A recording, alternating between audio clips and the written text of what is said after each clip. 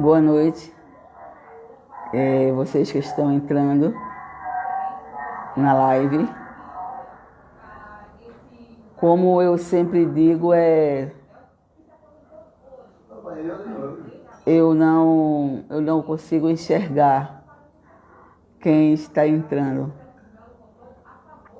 Mas desde já, obrigado pela participação e generosidade.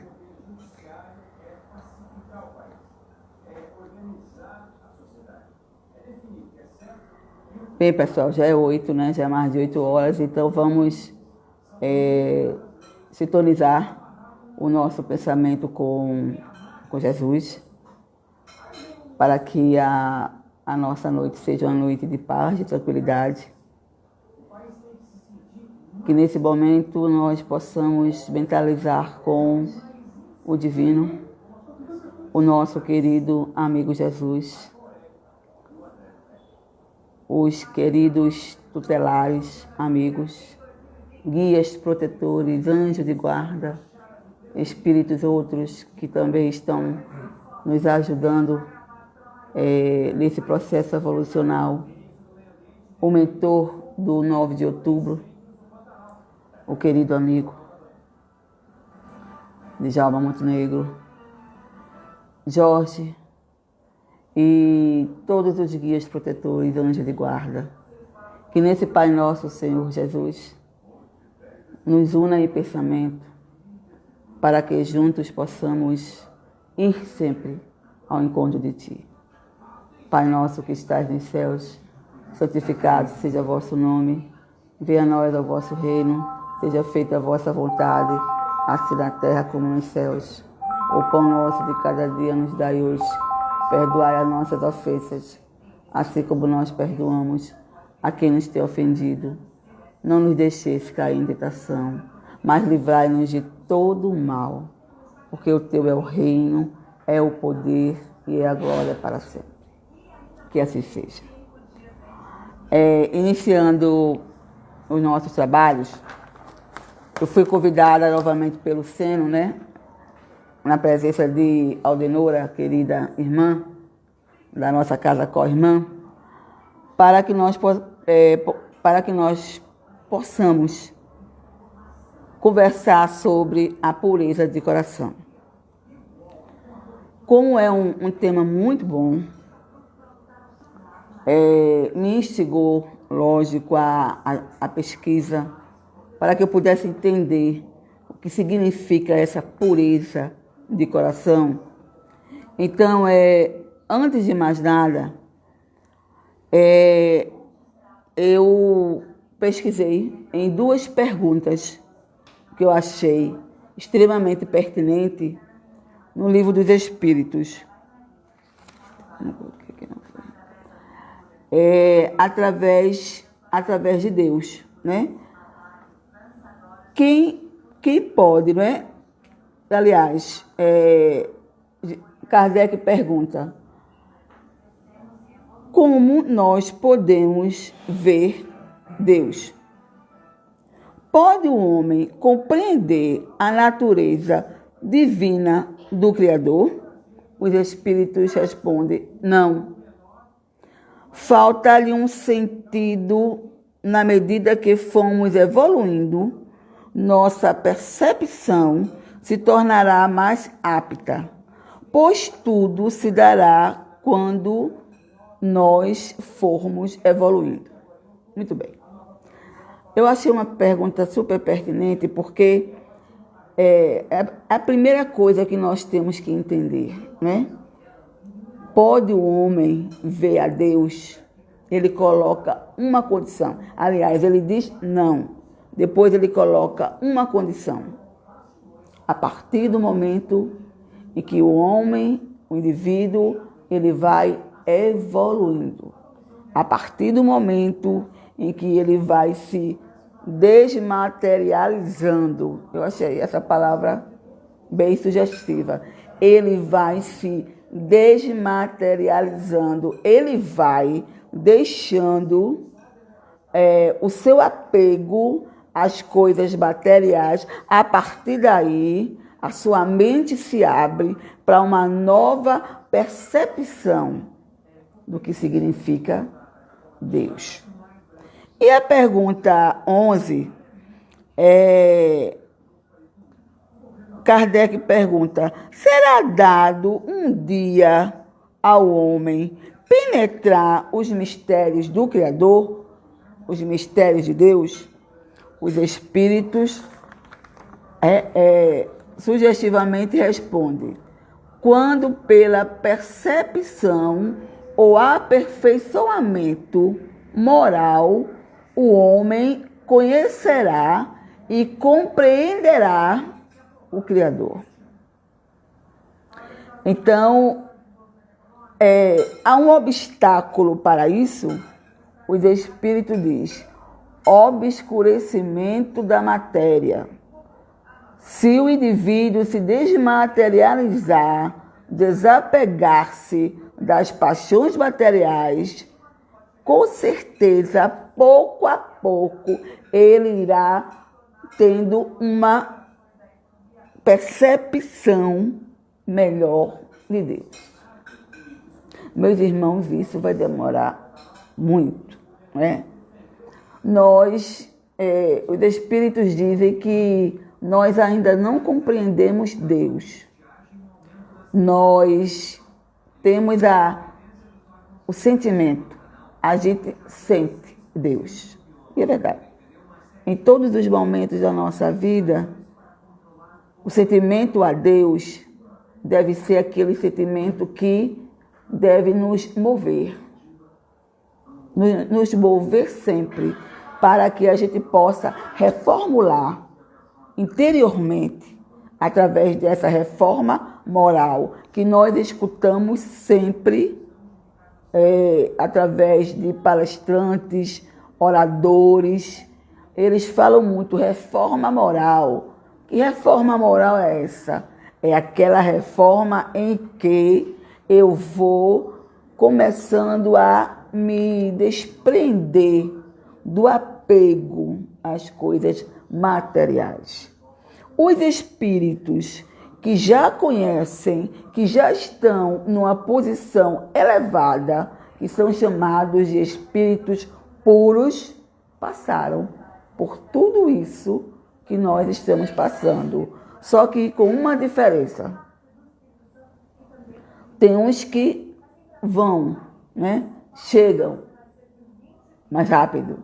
E tem outros que ficam mais demoradamente. Isso vai depender sempre das nossas escolhas, capacidade de discernimento, capacidade de amar, capacidade de perdoar, capacidade de entender. Ou seja, é um processo gradual. Ele vem gradativamente.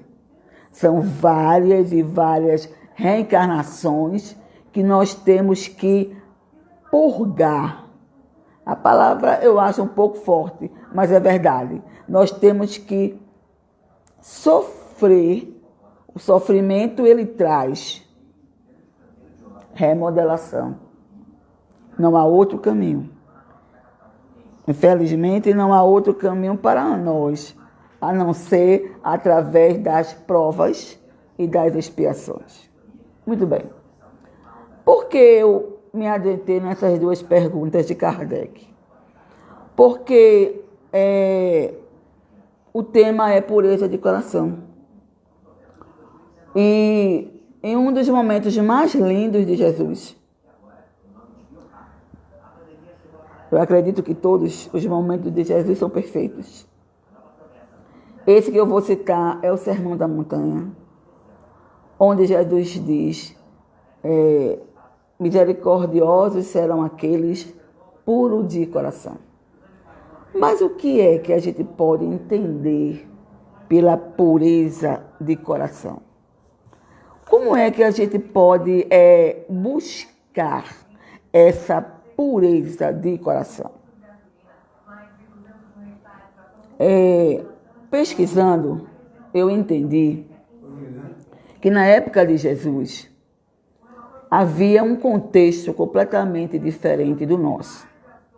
Nós espíritas, nós temos as obras basilares, que são obras norteadoras.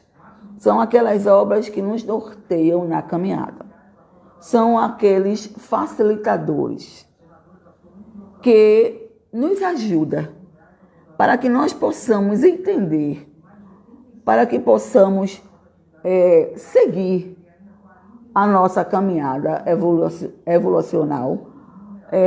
Não é que seja fácil, mas as obras basilares, eles nos dizem o porquê, o que e o como de tantas e tantas perguntas indagadoras. Muito bem. Na época de Jesus, o contexto era completamente diferente. Por quê? O contexto de Jesus para essa pureza de coração, Jesus ele veio com um evangelho completamente modificado. Aliás, modificando todos os preceitos que até então já haviam sido estabelecidos. E na época de Jesus, fariseus, os doutores da lei, eles tinham um exercício muito grande das práticas exteriores. As práticas exteriores são aquelas práticas que eram muito ritualistas. Então, eles eram mais apegados a essas práticas e a pureza deles era uma pureza voltada para o exterior. E Jesus veio com o evangelho modificando tudo isso. Jesus veio com um evangelho que impulsionava a criatura humana para a reforma íntima, para aquela reforma interior. Então, Jesus, ele foi muito questionado pelos fariseus e pelos doutores da lei. Porque Jesus, ele não exercitava essas práticas exteriores. Outra coisa, Jesus, ele andava no meio do povo. E Jesus tinha como companhia aquelas pessoas que eram denominadas de impuras. Não é porque elas eram, digamos, elas tinham uma doença contagiosa. Não, era porque não fazia parte do contexto que os doutores da lei e os fariseus até então haviam estabelecido.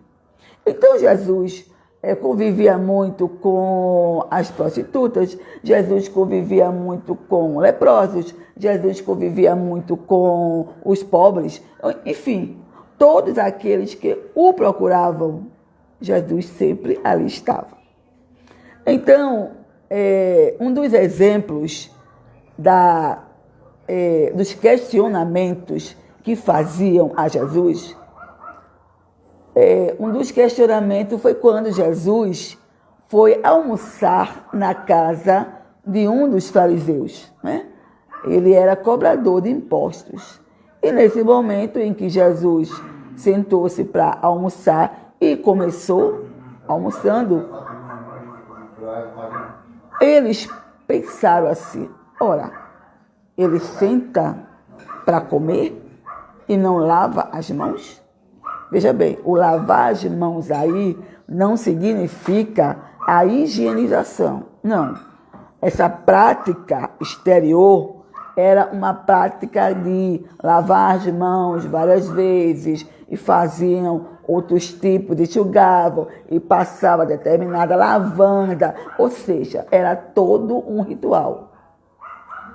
Jesus parou e disse: estão tão preocupados em lavar as mãos, mas aquele que faz o interior também não faz o exterior?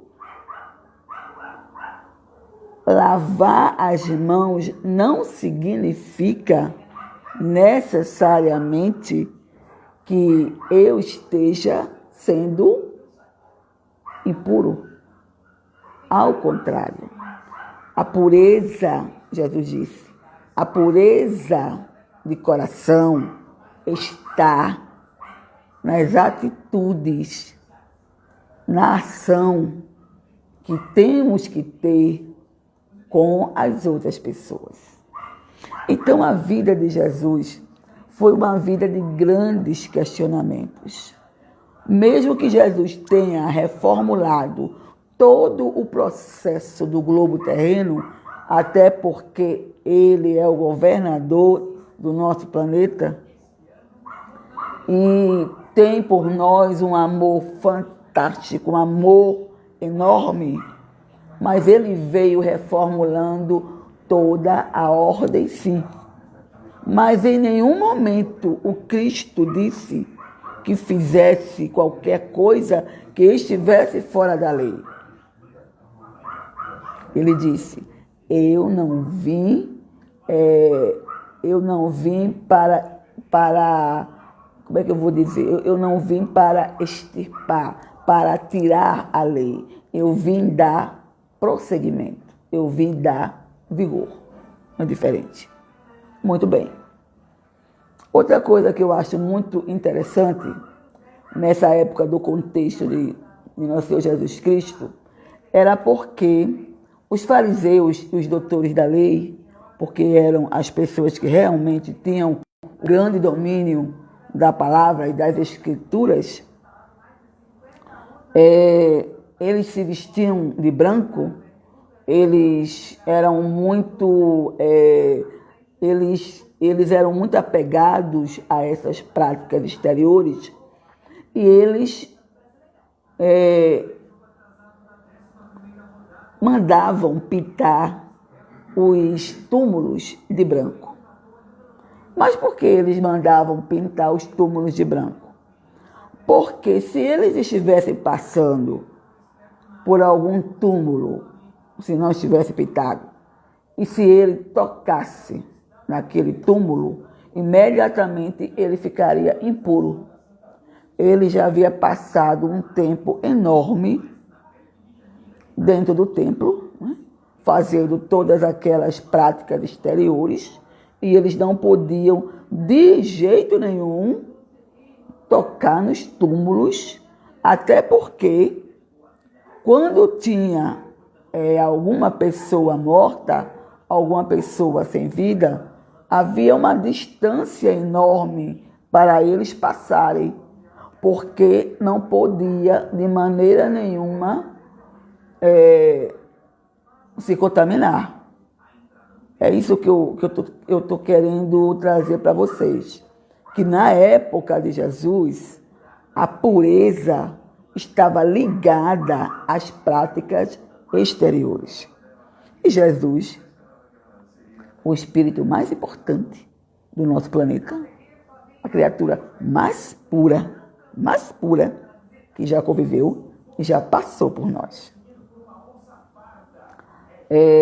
Então Jesus ficou olhando, né? Ficava olhando, e determinada vez ele disse até com certo vigor: vocês pintam os túmulos de branco e, no entanto, vocês conseguem esquecer que são túmulos caiados. Ele chamava assim, túmulos caiados, e, no entanto, por dentro, cheio de rapina, cheio de iniquidades, cheio de podridão.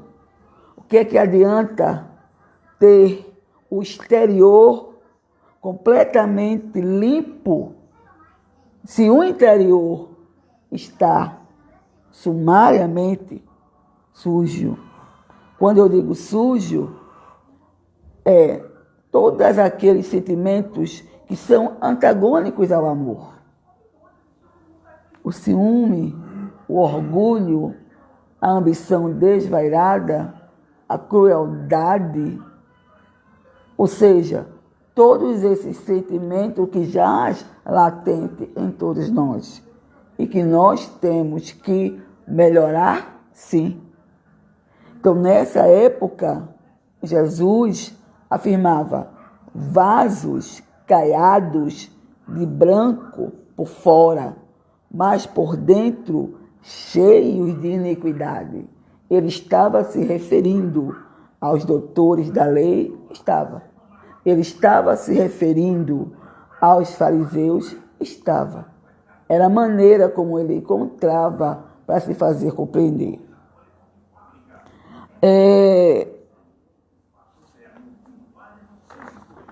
Uma das parábolas também extremamente importantes que a gente encontra em Lucas, e eu acredito que vocês também conheçam, claro, é a parábola do bom samaritano.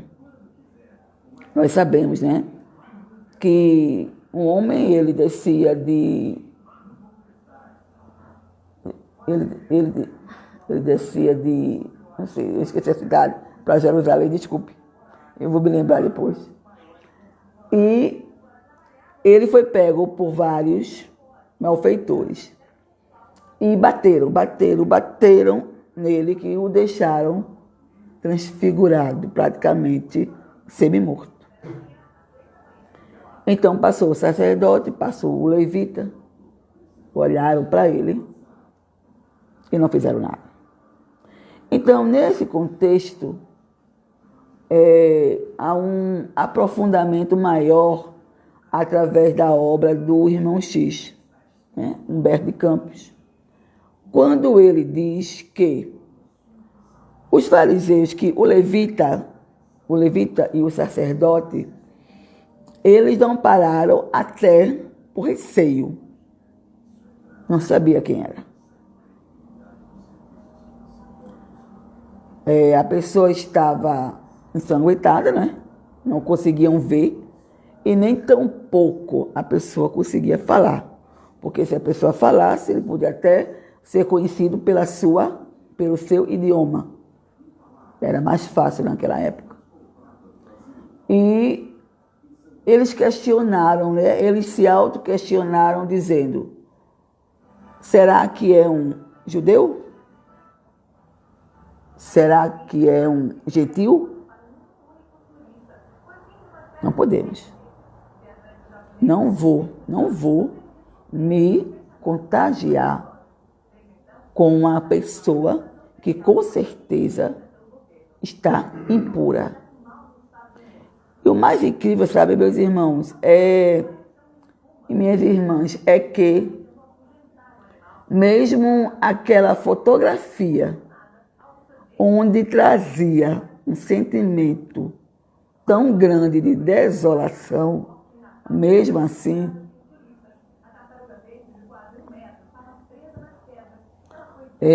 não tocou o coração daquelas pessoas. Aí Jesus afirma, né, que nesse momento chega quem? O samaritano, que também era considerado impuro, porque diziam que eram pessoas de má vida, porque tinha uma vida que era fora do contexto social da época, viviam até com pessoas e não eram nem sequer casadas, aquelas coisas que tem em toda a sociedade, né? Aquelas doenças sociais. Muito bem. Aí Jesus diz, questionando, né? Humberto de Campos afirma que, naquele momento, Jesus diz: o sacerdote e o gentil passaram por ali, e o azeite e o vinho que eles próprios tinham derramado no templo. Não fizeram nada.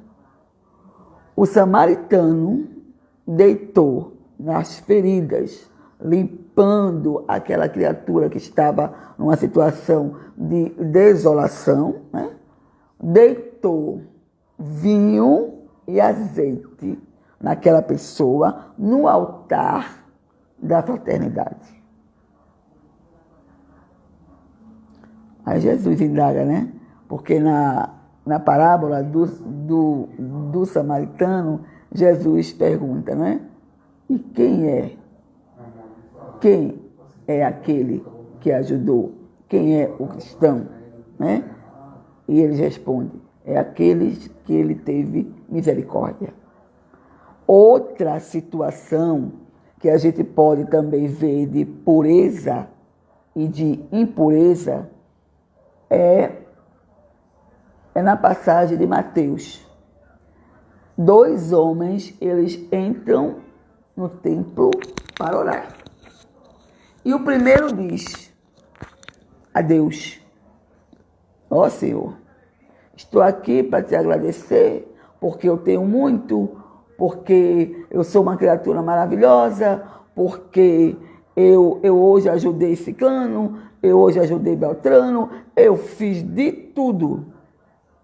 Imagino que este que está atrás de mim tem uma situação pior do que a minha. Porque eu, Senhor, eu com certeza, diante de teu olhar, eu sou bom. O outro atrás nem sequer erguia os olhos. De olhos baixos, cabeça também, ele falava, Senhor, eu sou pecador. E quero neste momento aqui, diante da tua excelsa presença, me desculpar e me corrigir por tantos erros acumulados. Mas neste momento, Senhor, ele batia, eu sou pecador e eu quero me regenerar diante de ti. E Jesus indaga, quem é o puro e quem é o impuro numa situação como essa? Ou seja, aquele que estava mais preocupado com as práticas exteriores e se autodizendo que era uma criatura extremamente maravilhosa, ou aquele que, nas poucas palavras, ele trazia o sentimento da humildade. Então, no contexto de nosso Senhor Jesus Cristo, nós vemos que o contexto de pureza, de limpidez, é muito difícil diante daquelas pessoas que são apegadas a práticas exteriores. E eu falo isso até porque nós, espíritas, né, nós temos o Evangelho como uma carta de euforia. Para mim, ele é um libertador. Ele me mostra o caminho. Ele me direciona o norte. Ele me dá a bússola. E ele ainda me serve de âncora. Nos momentos em que eu tenho que parar. Nos momentos em que a dor ou qualquer outra coisa de mim se aproxime, eu pego o Evangelho e ele me diz, e ele me mostra que ele é o Consolador. Então, em todo o contexto de Jesus, sempre houve essas criaturas consideradas puras e impuras. Só que Jesus, ele inverteu a lógica. Como assim? Jesus, ele trazia os impuros para perto, para que a partir daí essas criaturas pudessem se renovar. E na renovação pudesse sentir de perto o quanto seria importante a sua crença na evangelização e principalmente na união com o próximo. Porque não há outra maneira de evoluir se não for através do outro. Não há. Eu posso até me isolar para não me contagiar com as coisas do mundo. Precisa. O Evangelho diz, o homem do mundo, ele pode viver com tudo aquilo que acontece no mundo e ele pode não se contagiar. É o que Paulo diz, né? Eu posso me apropriar de tudo, mas nem tudo me convém. Aí voltando. Outro exemplo importantíssimo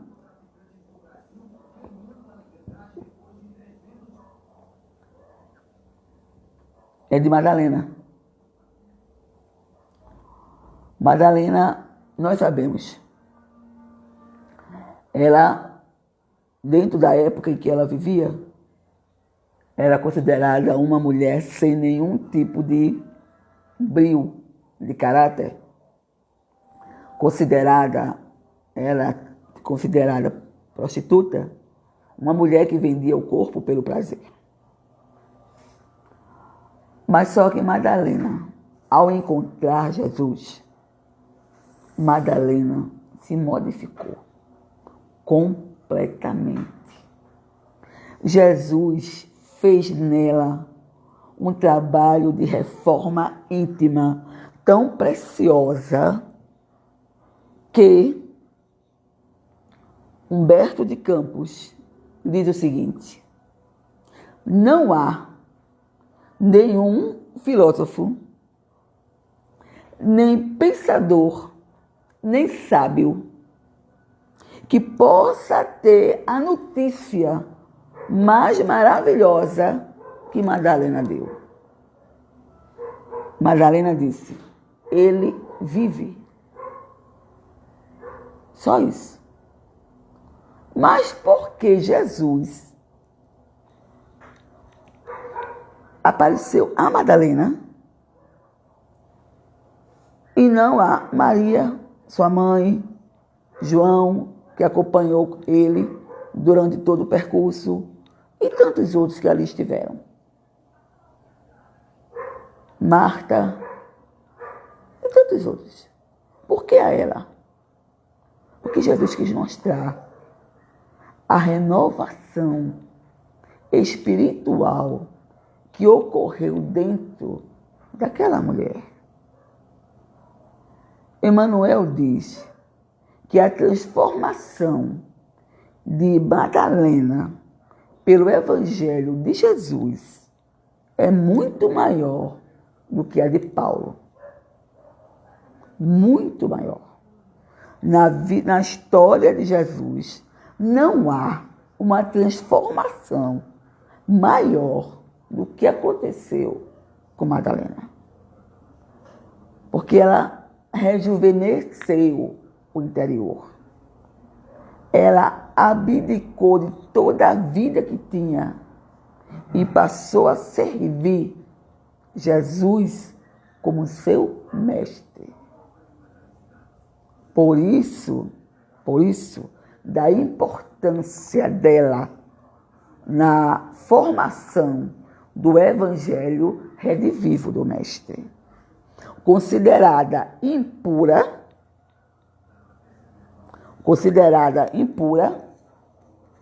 Madalena se torna pura. Aí você vai me dizer, pura? Com a vida que tinha?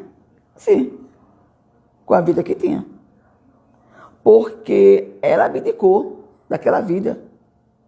E, meus irmãos, se nós formos analisar a trajetória do Mestre, Jesus nunca teve ninguém perfeito a não ser ele próprio. Todos aqueles que o seguiam, todos aqueles que o procuravam, eram criaturas tão iguais a nós. Só que em um outro contexto e outra época. o próprio Pedro. Se Jesus tivesse dito a ele: Pedro, tu irás ficar responsável pela edificação da minha igreja. A igreja aí, eu não estou falando da igreja católica, não. Nem protestante. Não, nem de outra religião. É aquela igreja que jaz dentro de nós. Pedro simplesmente teria dito a ele: mas de jeito nenhum, mestre, vou não. É muita responsabilidade. E isso aconteceu. Mesmo quando Pedro negou. Sabe, tem uma passagem no próprio livro de Humberto de Campos, Contos e Apólogos, que quando Pedro chega para Jesus e diz: Senhor, eu sempre estarei a teu lado, Jesus chega para ele e diz: Pedro, tu sentirás que o homem do mundo é mais frágil do que perverso. No momento em que Jesus foi preso, e Pedro poderia ter dado o testemunho de verdade do cristão renovado, ele não conseguiu. Não há por que julgar, porque se eu estivesse no lugar de Pedro, talvez eu fizesse a mesma coisa. Falar de Pedro é muito fácil, né? A dificuldade está na atitude que ele até então tinha. Então, quando passou tudo aquilo, Pedro teve que viver com um dos sentimentos mais difíceis, da deserção. Ele desertou. Mesmo assim, ele ouvia à noite, quando Jesus estava preso, ele sentado em um lugar bem afastado, ele ouviu aquela voz dizer: Pedro, tu irás perceber que o homem do mundo é mais frágil do que perverso. E, após a morte de Jesus, após a sua aparição a Madalena, quando todos os apóstolos, os seguidores, o grupo dos 12, se encontraram e viram o Cristo e começaram a propagar, a voltar a propagação da Boa Nova, era um Pedro renovado. Era um Pedro puro. Era um Pedro capaz de tudo por aquele mestre que ele tanto amava. E foi o que aconteceu. Aquele pescador semi-analfabeto, cheio de defeito como nós, muitas vezes rude, muitas vezes extremamente rústico com as pessoas, mas a partir do momento da morte do mestre, da sua aparição, Pedro se renovou. Essa renovação se chama de pureza espiritual.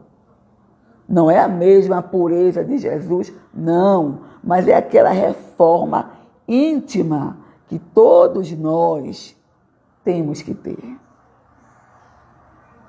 Principalmente nós que estamos dentro de uma doutrina que nos mostra que, por mais que eu saiba, eu tenho o dever de fazer melhor. Aquilo que diz: muito se pedirá aquele que muito recebeu. Aconteceu o mesmo com Judas. Judas também traiu o mestre. No momento da ceia, eu acho essa parte muito bonita, extremamente profunda. No momento em que Jesus parte o pão, se chama de patriarcado, é partir o pão. E no momento em que estão todos sentados na mesa, se chama de comunhão, união.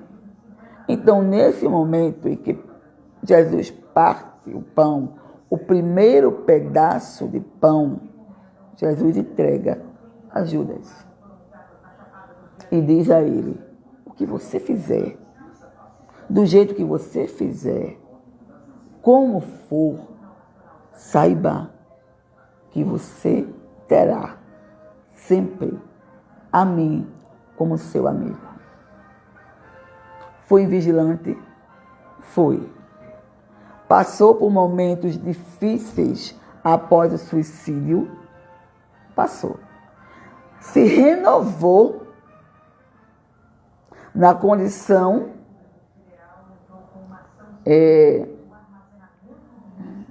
o nome dela, meu Deus, eu vou esquecer agora a reencarnação de Judas. Não é possível. Esqueci. Quando ela estava sendo tragada pela fogueira. Acho que vocês colocaram aí, mas eu não consigo ler. Lembra para mim, Dido? Joana d'Arc. Judas, no momento em que as labaredas consomem seu corpo, Judas estava se libertando, meus irmãos, da dor de ter entregue o mestre amigo. Então, quando se fala em pureza de coração, é tudo aquilo que eu posso fazer com um olhar diferente. Esse era o olhar diferente que Jesus tinha. Porque Jesus olhou para Madalena e viu nela Deus.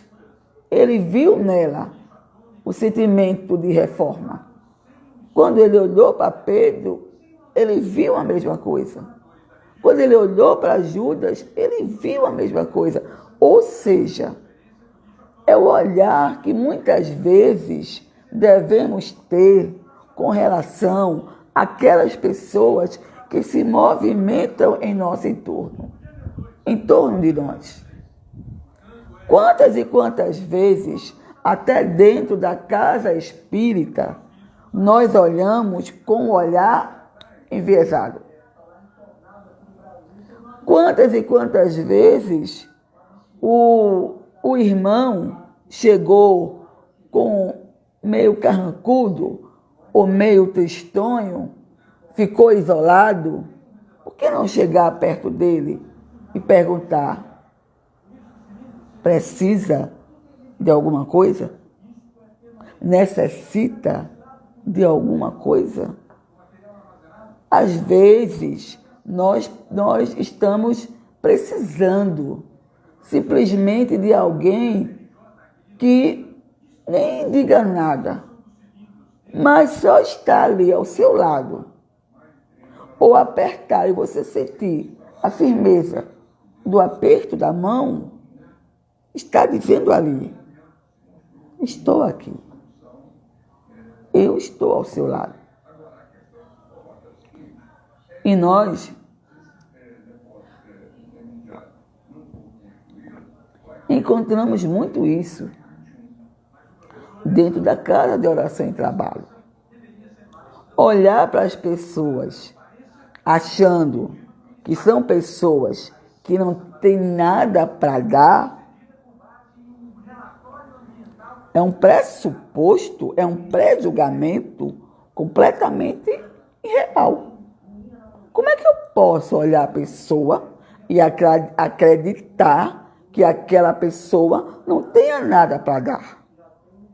Porque o olhar de Jesus para essas pessoas que eu falei é o olhar da renovação espiritual. Ele viu.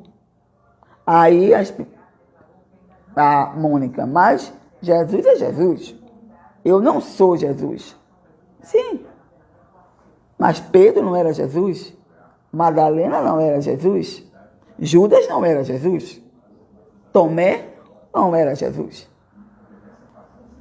E tiveram um trabalho de apostolado, principalmente após a morte do corpo físico de Jesus, muito bom e muito grande.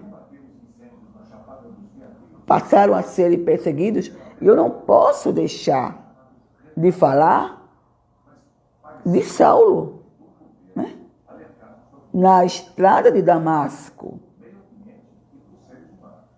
Quando naquele momento Jesus pergunta a ele: Saulo, por que me persegues? Aquela ventania, ele fica cego dos olhos, né? E no momento em que ele chega na sua casa e ele é visitado por Ananias, e Ananias começa a tirar toda aquela areia incrustada e ele começa a ver, ele diz: quando Ananias começa a tirar tudo aquilo de meus olhos, é como se estivesse saindo escamas do meu olhar. E Paulo se tornou um dos grandes divulgadores do cristianismo. A carta de Paulo ao Coríntios, as cartas, são poesias maravilhosas de um homem completamente renovado por uma fé fantástica do Mestre Jesus. Emmanuel, no seu livro Vinha de Luz, tem um capítulo em que ele diz: as escamas que saíam dos olhos de Paulo são as escamas que saem daquele que se reforma através do Evangelho de Jesus. No momento em que nós começamos a compreender, começamos a entender, vai saindo de nós aquelas escamas, é a velha roupa. Eu lembro que na minha outra live eu tinha dito de Paulo, né? Quando Paulo diz: quando eu era menino, eu vestia determinadas roupas. Quando eu cresci, aquelas roupas não me convinha mais, não me convém. É o que acontece conosco. No momento em que eu começo a entender, foi isso que os Espíritos disseram, o homem só irá ver e compreender a Deus quando ele começar a evoluir, se desmaterializando, retirando de cima de nós o peso de tantas e tantas encarnações que nós vivenciamos no pretérito. E para que a nossa encarnação no futuro possa ser melhor, eu tenho que começar a olhar e ver que meu irmão é puro de coração, porque ele tem uma reforma diferente. Do pântano e do charco é que brota os lírios, aquelas flores lindíssimas, elas brotam do charco e do pântano.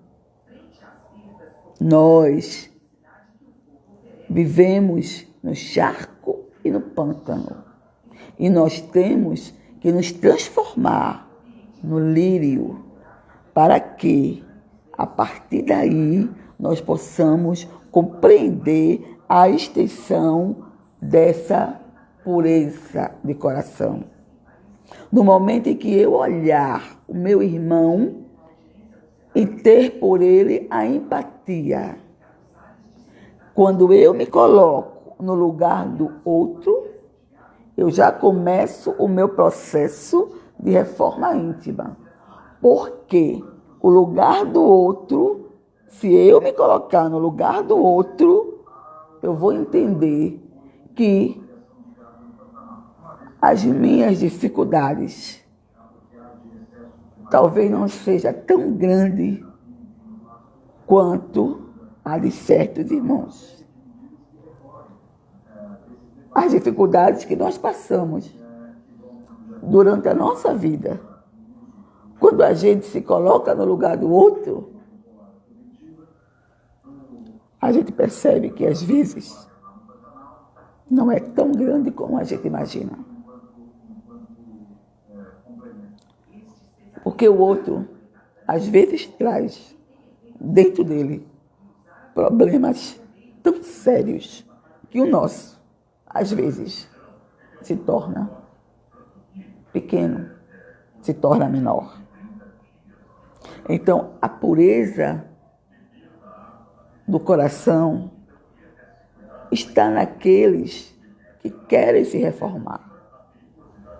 Vocês não conhecem aquela passagem que diz que a pureza do coração está também no olhar da criança, na imagem da criança? Por quê? Porque a criança, ela é muito, como é que eu vou dizer? Ela ainda não está, né, completamente, eu me perdi agora. É porque a criança, ela ainda é muito inocente, não é? Porque quando a criança não gosta, ela diz que não gosta. Quando ela gosta, ela diz que gosta. Aí quando a gente se torna adulto, é que aí vem o talvez, quem sabe, até posso, né? Um dia, não sei, o que vão dizer de mim? O que vão pensar de mim? E nós que somos os trabalhadores da última hora, nós devemos entender e compreender que nosso irmão que está ali conosco, no centro espírita, quer evoluir também. Evolução é para todos. Jesus trouxe a boa nova para todos. Ninguém que seguiu Jesus era perfeito. Ninguém, a não ser ele. E por quê? Porque Jesus capacitou os escolhidos. Ele capacitou. E olhe que as provas e as tentações para aquelas criaturas foram extremamente difíceis. E a vida de Jesus era toda de questionamento da postura dele. Uma postura humilde, uma postura simples, mas uma postura ética e moral. A sua palavra enchia os ouvidos da multidão. O seu olhar era inesquecível. Afirmam os espíritos que quando Jesus olhava para alguém, ninguém conseguia mais esquecer a linguagem daquele olhar. Então, a pureza de coração, meus irmãos, eu espero ter conseguido atingir, né? Me fazer compreender. Não somos perfeitos, labutamos juntos numa mesma seara, que é a seara espírita, mas nós temos uma obra basilar fantástica, codificado por Allan Kardec, mas trazido pelos espíritos. Os espíritos não são espíritas. É bom que você entenda, né? Os espíritos, agora, dentro do espiritismo, é claro que facilita mais a vinda deles, mas eles ajudam a todos, inerente de qualquer religião, e que a nossa vida ela possa ser sempre de reforma íntima. Porque aquela religião que não reforma o homem, a mulher, qualquer pessoa, de forma positiva, através dos valores e através da boa nova de Jesus, não vale a pena. Não vale a pena. Porque o mais importante ainda é a nossa reforma interior. E que nós possamos, juntos e individualmente, trabalhar sempre em prol daquilo que nós acreditamos, sermos pessoas melhores. E isso não vai acontecer em uma encarnação só, não. Vai acontecer em várias, mas nós já temos um caminho e que nós possamos segui-lo. Conhecerás a verdade e a verdade vos libertará. Muito obrigado, agradeço ao Seno pelo convite, vocês que estão entrando aqui, muito obrigado pela generosidade de me escutar, pela generosidade de trazer, né, Mônica da Unesco, e um abraço em nome de Maria. Vou fazer a prece final. Bezerra de Menezes diz que um abraço em nome de Maria oferece milagres. E é nessa emoção que me sinto agora, através da força dos espíritos amigos, a inspiração dos tutelares, que na oração final desejo, Senhor Jesus, que cubra todos esses irmãos de muita paz, de muita luz, e que tu vá a todos os recantos onde o sofrimento se faz presente, onde a dor é latente, desemprego, Covid, ou seja, doenças de difícil diagnóstico, irmãos que neste momento não têm nenhum alimento. Senhor, tu és a solução para todos aqueles que sofrem, quer no espaço como espíritos errantes, quer entre nós como encarnados. Muita paz.